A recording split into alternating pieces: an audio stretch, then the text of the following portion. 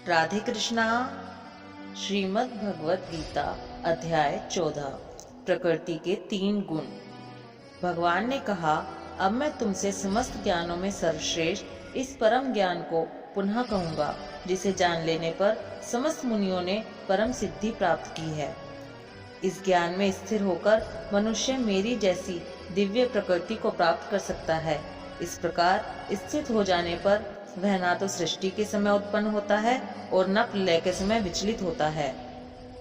हे भरत पुत्र, ब्रह्मा नामक समग्र भौतिक वस्तु जन्म का स्रोत है और मैं इसी ब्रह्म को गर्भस्थ करता हूँ, जिससे समस्त जीवों का जन्म संभव होता है। हे कुंती पुत्र, तुम यह समझ लो कि समस्त प्रकार की जीव योनियों इस भौतिक प्रकृति में जन्म द्वारा संभव हैं और मैं उनका बीज प्रदाता पिता हूँ। भौतिक प्रकृति 3 गुणों से युक्त है। ये हैं सतो, रजो तथा तमो गुण। हे महाबाहु अर्जुन, जब शाश्वत जीव प्रकृति के संसर्ग में आता है तो वह इन गुणों से बंध जाता है।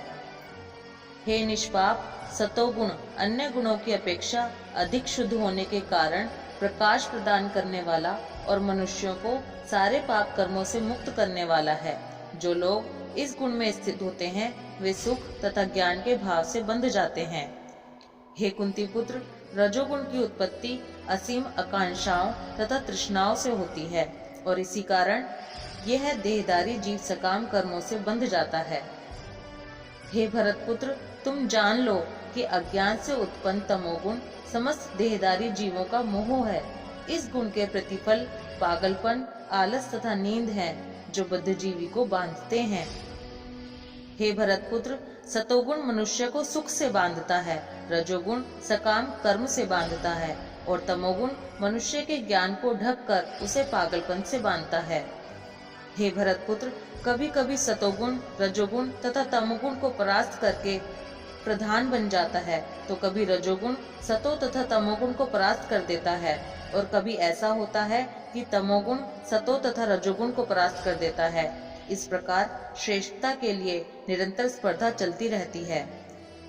सतोगुण की अभिव्यक्ति को तभी अनुभव किया जा सकता है जब शरीर के सारे द्वार ज्ञान के प्रकाश से प्रकाशित होते हैं।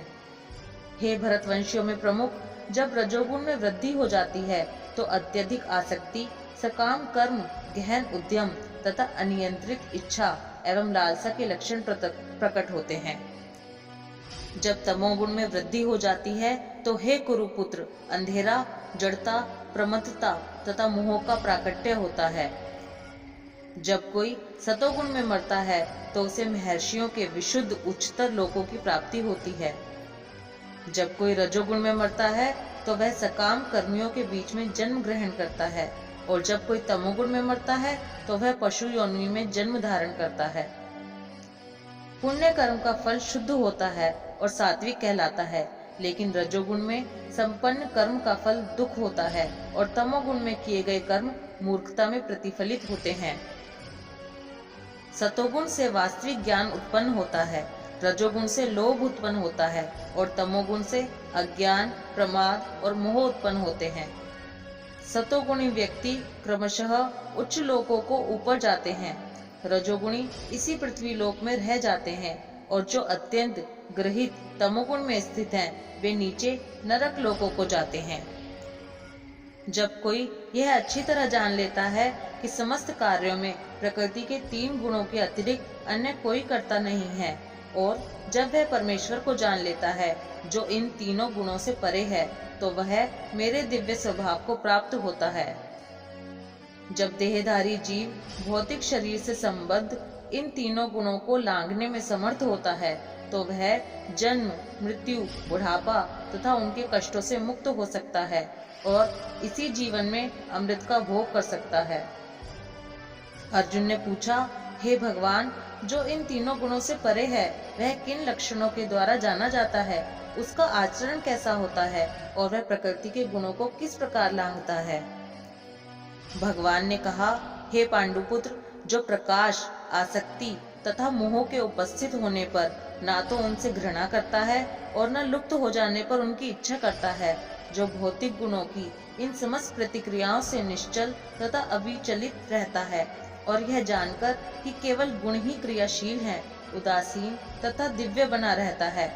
जो अपने आप में स्थित है और सुख तथा दुख को एक समान मानता है, जो मिट्टी के ढेले, पत्थर एवं स्वर्ण के टुकड़ों को समान दृष्टि से देखता है, जो अनुकूल तथा प्रतिकूल के प्रति समान बना रहता है, जो धीर है और प्रशंसा तथा बुराई, मान तथा अपमान में समान भाव से रहता है, जो शत्रु तथा मित्र के साथ समान व्यवहार करता है और जिसने सारे भौतिक कार्यों का परित्याग कर दिया है, ऐसे व्यक्ति को प्रकृति के गुणों से अतीत कहते हैं।